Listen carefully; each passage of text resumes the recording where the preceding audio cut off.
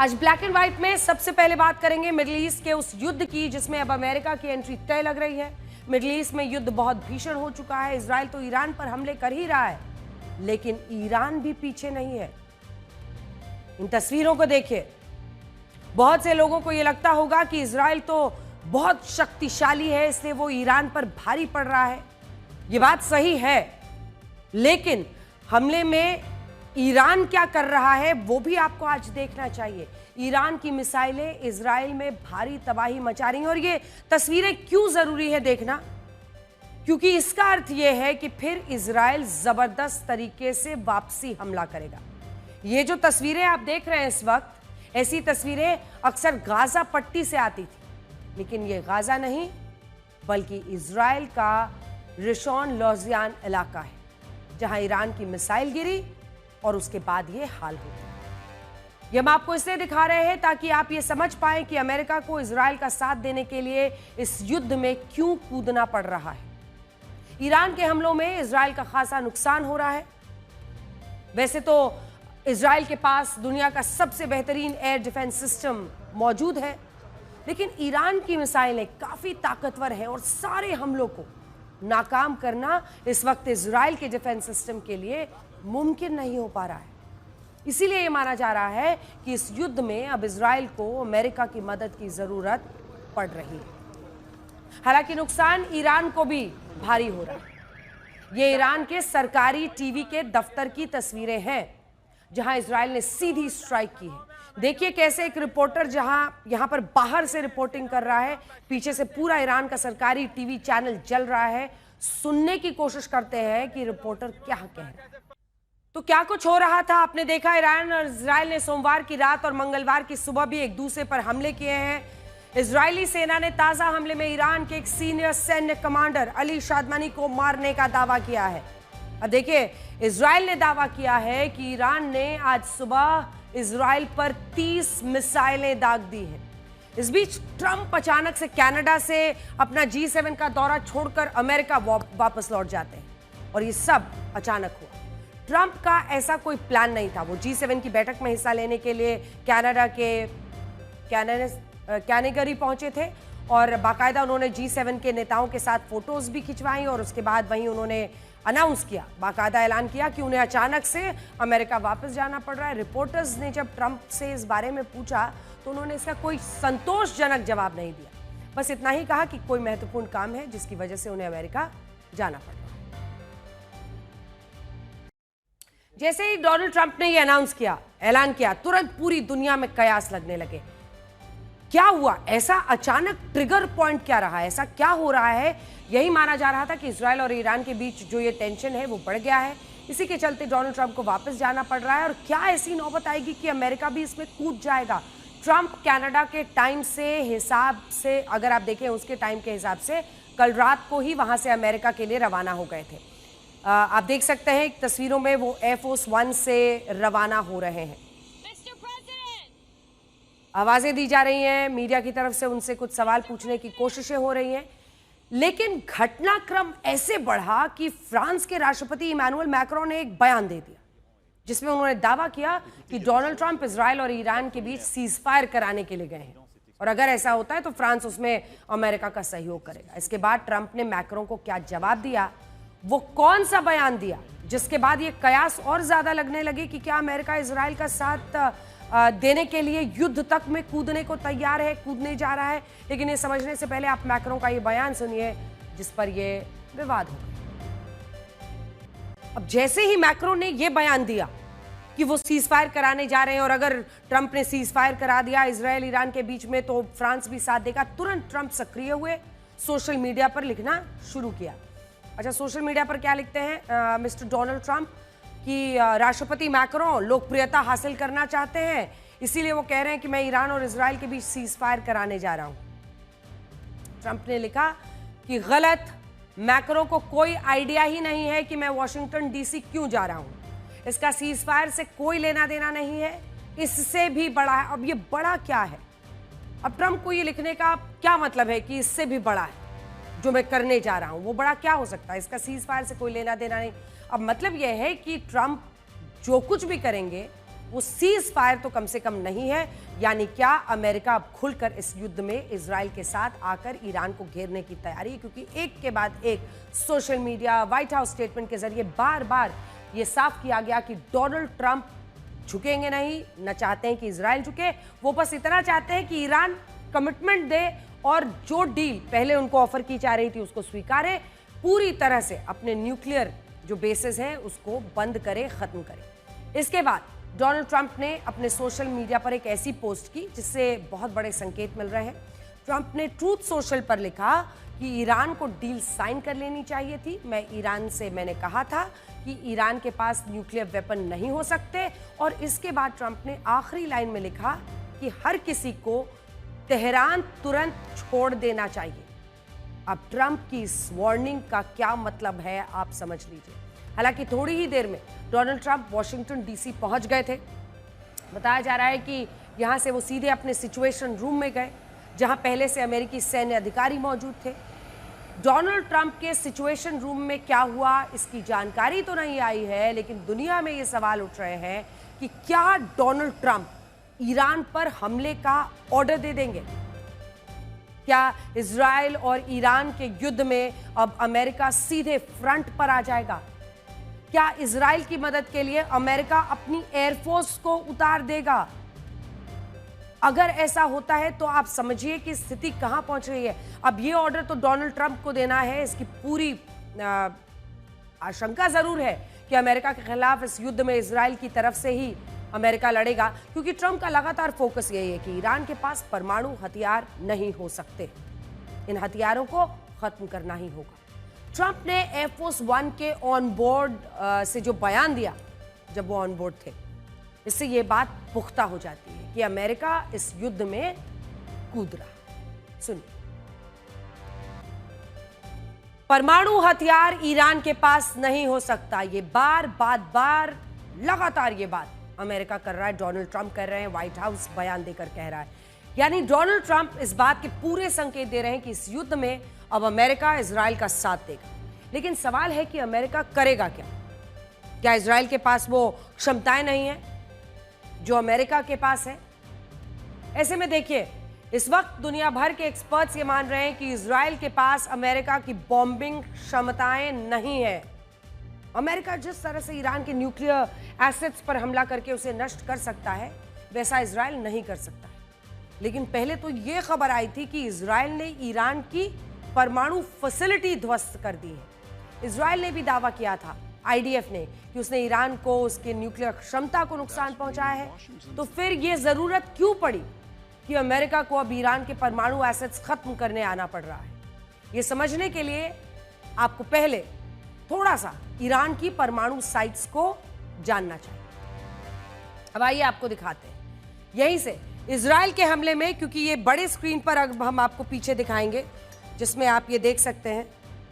देखिए, ये सबसे पहले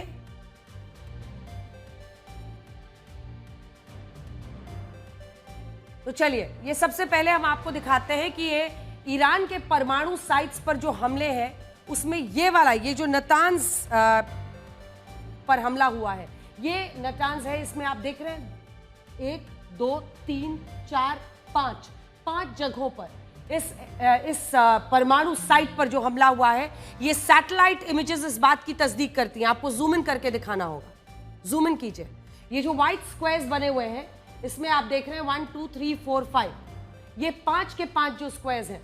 और ये हम आपको बता रहे हैं, ये जो हमला, ये जो पूरा हमला हुआ है नतान्ज के ये एयर साइट पर दिख रहा है। इसमें हम आपको अब एक एक करके जहां जहां पर ये हुआ है वो जरा दिखाते हैं। ये देखिए, ये 4 इमारतों को नुकसान की खबर है। ये इस्फहान न्यूक्लियर टेक्नोलॉजी सेंटर पर है और इसकी तस्वीरें जब आप देखेंगे तो ये देखिए, पहला, दूसरा जहां पर हमला हुआ है, और ये तीसरा छोटा सा आप देख रहे हैं। तो ये ईरान के परमाणु साइट्स पर जो हमला हुआ है, ये दूसरी तस्वीर हम आपको दिखा रहे हैं। अब फिर से हम वापस जाएंगे अगली जगह पर। सबसे ज्यादा लेकिन जो नुकसान हुआ है, आपको बता दें, वो नतान्ज न्यूक्लियर एयर साइट है। जूम इन करके दिखाइए, तभी हमारे दर्शक समझ पाएंगे। दूसरा बड़ा जो परमाणु ठिकाना है वो फोर्दो न्यूक्लियर साइट है, और फोर्डो न्यूक्लियर साइट जिसको आप देख रहे हैं यहाँ पर, इसमें अब हम आपको दिखाते हैं कि यहाँ पर जो नुकसान हुआ है वो आपके सामने में है। ये देखिए इस सैटेलाइट इमेज से यहाँ पे बहुत मिनिमल, नहीं के बराबर, यहाँ पर कोई नुकसान की खबर नहीं है बहुत ज्यादा। और ऐसे ही जो उसके दो बाकी साइट्स हैं।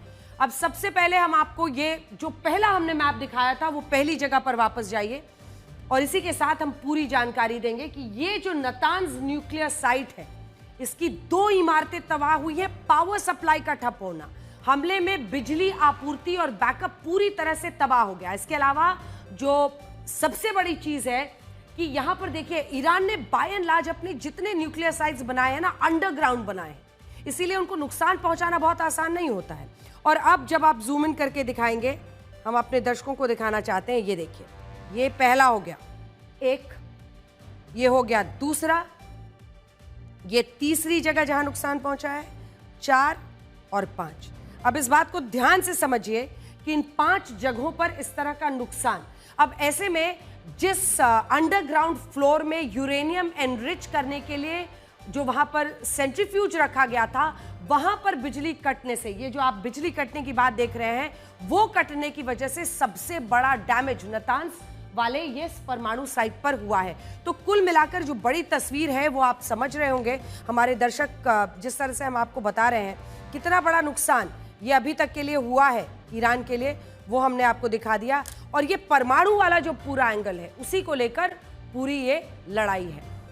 देखिए जहां कुछ ऐसे न्यूक्लियर प्लांट्स भी उनके 2 हैं, अराक न्यूक्लियर प्लांट, अराक न्यूक्लियर साइट पर भी कोई हमला नहीं हुआ है। अब इजराइल ने ये दावा तो किया है कि उसने ईरान के न्यूक्लियर ठिकानों पर हमला किया, लेकिन इनमें से बहुत से ऐसे हैं जो अभी भी उसी तरह से हैं। वहां ऐसा दावा है कि न्यूक्लियर एसिड्स मौजूद हैं, जस की तस दिखाई दे रही हैं। ऐसी एक फैसिलिटी है फोर्डो की फैसिलिटी, जहां इजराइल ने टारगेट तो किया था, लेकिन आईएईए की तरफ से कहा गया कि यहां हमले का कोई असर नहीं हुआ है। 2023 में इंटरनेशनल एटॉमिक एनर्जी एजेंसी यानी आईएईए ने यह बात कंफर्म की थी कि वहां पर यूरेनियम पार्टिकल्स मौजूद हैं और वो 83.7% प्योरिटी तक पहुंच गए हैं। अब इसकी गंभीरता को आप समझिए, एक परमाणु बम बनाने के लिए कितने दूर 90% प्योरिटी का लेवल चाहिए होता है, उससे सिर्फ और सिर्फ 6.3% दूर। इसलिए यह माना जा रहा है कि ईरान की इस फैसिलिटी में परमाणु बम मौजूद हो सकता है, ये जो फोर्डो परमाणु ठिकाना आप देख रहे हैं। लेकिन यह कहा जा रहा है कि साइट पर ईरान के परमाणु बम जमीन से 90 मीटर नीचे हो सकते हैं, और यह भी संभव है कि ईरान की जो बाकी न्यूक्लियर साइट्स हैं उन पर भी यही स्थिति हो। ज्यादातर ईरान ने पूरा फोकस अंडरग्राउंड न्यूक्लियर फैसिलिटी पर रखा है, यानी अंदर खाने छिपा छिपा कर बनाता है, क्योंकि आजकल सैटेलाइट इमेजेस से सब कुछ पता चल जाता है। हो सकता है कि न्यूक्लियर बम जमीन से 90 या 100 मीटर नीचे हो।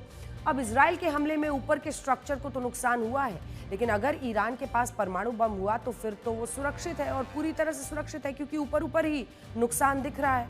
लेकिन नतान्ज बेस के बारे में जरूर कहा जा रहा है, दावा यह है कि जो उनका सेंट्रीफ्यूज जहां था, जहां पर यूरेनियम को एनरिच करने का पूरा प्लांट था, वो वहां पर बिजली कटौती हुई है, जिसकी वजह से पूरा सप्लाई रुका है, जो अचानक रुकने से भारी नुकसान भी हो सकता है। अब इन बंकर्स के न्यूक्लियर फैसिलिटीज को हिट करने के लिए इजराइल को अमेरिका की जरूरत पड़ रही है। अब आपके सामने तस्वीर साफ हो रही होगी, क्योंकि इस बार आर या पार की लड़ाई में अगर इजराइल और अमेरिका अपने आप को झोंकते हुए नजर आ रहे हैं, तो एक बात साफ है, इन बंकर्स के जो न्यूक्लियर फैसिलिटीज हैं उनको हिट करने के लिए इजराइल को अमेरिका की जरूरत पड़ेगी, क्योंकि अमेरिका के पास ऐसे बॉम्बर्स हैं और बॉम्ब्स मौजूद हैं जो सीधे जमीन के अंदर तबाही मचा सकते हैं। इन्हें बंकर बस्टर बॉम्ब्स कहा जाता है। सबसे पहले तो अमेरिका के पास ऐसे बॉम्ब ले जाने के लिए एक बॉम्बर एयरक्राफ्ट है, नाम B-2 बॉम्बर। ये एक स्टेल्थ बॉम्बर एयरक्राफ्ट है। स्टेल्थ मतलब जो छिप कर जाए, जिसको कोई डिटेक्ट ना कर पाए। स्टेल्थ का ये शाब्दिक अर्थ होता है। स्टेल्थ बॉम्बर एयरक्राफ्ट है जो 31,500 किलोग्राम का पेलोड लेकर जा सकता है। अब अमेरिका के पास एक ऐसे बॉम्ब है जो ईरान के परमाणु ठिकानों पर तबाही मचा सकता है, और इस बॉम्ब का नाम है GBU-57A/B। इसकी खासियत कि कि ये जमीन के अंदर 61 मीटर तक कुछ भी हो इसे तबाह कर सकता है। वजन 13 किलो, लगभग 13,600 किलोग्राम। कल्पना कीजिए किस तरह की तबाही मचा सकता है। अब ये माना जा रहा है कि अगर ईरान की मिसाइलें 90 मीटर पर हो तो फिर उन्हें नष्ट करने के लिए 2 बार ये बम दागना पड़ेगा। इसीलिए इजराइल को अमेरिका और उसकी एयरफोर्स की जरूरत है। इसीलिए तो आपने नोट किया होगा कि अमेरिका और इजराइल दोनों ने अपना नैरेटिव ये बना दिया कि ईरान के पास परमाणु हथियार नहीं हो सकते। दोनों एक ही बात बार बार दोहरा रहे हैं। ट्रंप दोहरा रहे हैं, व्हाइट हाउस दोहरा रहा है, नेतन्याहू दोहरा रहे हैं। लगातार ट्रंप भी यही कह रहे हैं कि इजराइल के प्रधानमंत्री बेंजामिन नेतन्याहू भी यही दावा कर रहे हैं। उनकी पूरी कोशिश यही है कि ईरान के परमाणु हथियार किसी भी कीमत पर तबाह होने ही चाहिए। और इसीलिए अब डोनाल्ड ट्रंप कह रहे हैं कि उन्होंने तो ईरान को 60 दिन का समय दिया। इन 60 दिनों में ईरान को डील कर लेनी चाहिए थी। अब ईरान ने डील नहीं की तो ये उसकी गलती। वैसे अमेरिका का एक मिलिट्री बेस डिएगो गार्सिया में भी है। डिएगो गार्सिया हिंद महासागर में एक बहुत छोटा सा द्वीप है जहां से ईरान करीब 3,700 किलोमीटर दूर है और इजराइल 5,500 किलोमीटर दूर है।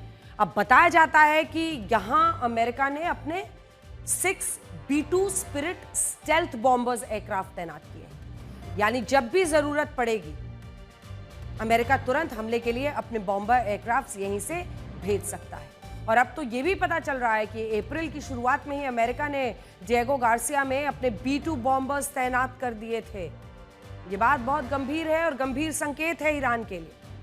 अमेरिका ने अप्रैल के महीने में ही डिएगो गार्सिया में अपने ये B-2 बॉम्बर्स, जिससे वो तबाह कर सकता है जमीन के नीचे वाले न्यूक्लियर फैसिलिटीज को ईरान में, वो B-2 बॉम्बर्स अमेरिका ने अप्रैल में ही तैनात कर दिए थे डिएगो गार्सिया में।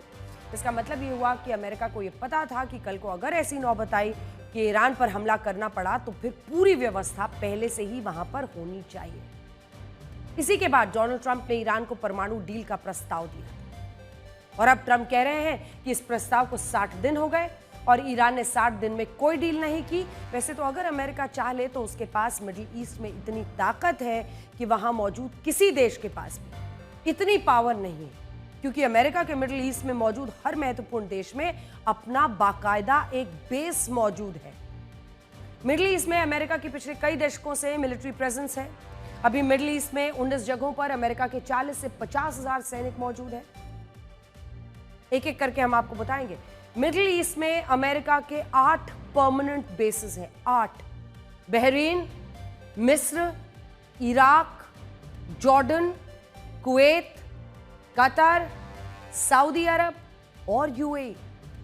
अमेरिका के इन बेसेस की ताकत कितनी है इसे भी जरा संक्षेप में समझ लीजिए। जैसे अमेरिका कतर वाले बेस 60 एकड़ में फैला है। कतर में 60 एकड़ में यहां करीब 100 एयरक्राफ्ट्स मौजूद हैं और अमेरिका के करीब 10,000 सैनिक यहां पर हैं। इसी तरह से कुवैत के बेस से अमेरिका लॉजिस्टिक और बाकी सप्लाई करता है। ये मिडिल ईस्ट में यूएस मिलिट्री ऑपरेशंस का कमांड हब भी है। तो आप सोचिए, यूएई के बेस की ताकत इंटेलिजेंस गैदरिंग है और यहां अमेरिका के एडवांस एयरक्राफ्ट्स मौजूद हैं जैसे कि F-22 रैप्टर और इसके अलावा भी बहुत से सर्विलेंस एयरप्लेन्स वहां पर मौजूद हैं जो नजर रखते हैं। इसी तरह से अमेरिका बहरीन का बेस बहुत बड़ा है जहां उसके 9,000 सैनिक रहते हैं। यहां अमेरिकन नेवी का 5वां फ्लीट भी मौजूद होता है। अभी कुछ दिन पहले तक ईरान के सर्वोच्च नेता और सबसे बड़े धर्मगुरु अयतुल्लाह अली खमेनी इजराइल को धूल में मिला देने की चेतावनी दे रहे थे। उनका ये बयान ईरान के परमाणु ठिकानों पर इजरायली हमलों के बाद आया था। लेकिन अब युद्ध के बीते 3 दिनों से खमेनी गायब। कहां है, किसके साथ हैं, बंकर में हैं या देश छोड़कर भाग गए हैं, इसको लेकर कोई कुछ नहीं कह रहा है। वहां पर ईरान और इजराइल के बीच युद्ध अगर आप देखिए तो ये एक ऐसे मोड़ पर आ गया है जहां पर आर या पार की लड़ाई होनी है और इसमें महाविनाश की संभावना, आशंका सबसे ज्यादा है। ना इजराइल अपना लक्ष्य हासिल करने से पहले रुकना चाहता है, ना ईरान अपने परमाणु कार्यक्रम को रोकना चाहता है। ईरान को लेकर इजराइल का तो एजेंडा क्लियर है। अगर ईरान ने उसकी बात नहीं मानी तो बमबारी होती रहेगी। इजराइल के प्रधानमंत्री बेंजामिन नेतन्याहू ने अली खामेनी के सामने 3 विकल्प रखे। इन्हें आप इजराइल के वॉर टारगेट्स भी कह सकते हैं। कि मतलब ये हो गया तो हम रोक देंगे। पहला, ईरान का परमाणु कार्यक्रम पूरी तरह से बंद, मतलब बंद। दूसरा, बैलिस्टिक मिसाइलें बननी बंद हो जाएं। और तीसरा, आतंकियों को मदद देने वालों का खात्मा किया जाए। देखिए, एक प्रॉक्सी वॉर ईरान छेड़ता है इजराइल पर, अलग अलग लड़ाकों, आतंकी संगठनों, कहीं हिजबुल्लाह, कहीं हूती, कहीं पर हमास। इजराइल ने ठान लिया है कि जब तक ईरान नहीं झुकेगा तब तक हमला नहीं रुकेगा। यही वजह है कि दया ना दिखाने और यहूदियों को चेतावनी देने वाले खमेनेई फिलहाल युद्ध के पूरे सीन से बाहर हो चुके हैं, गायब हैं।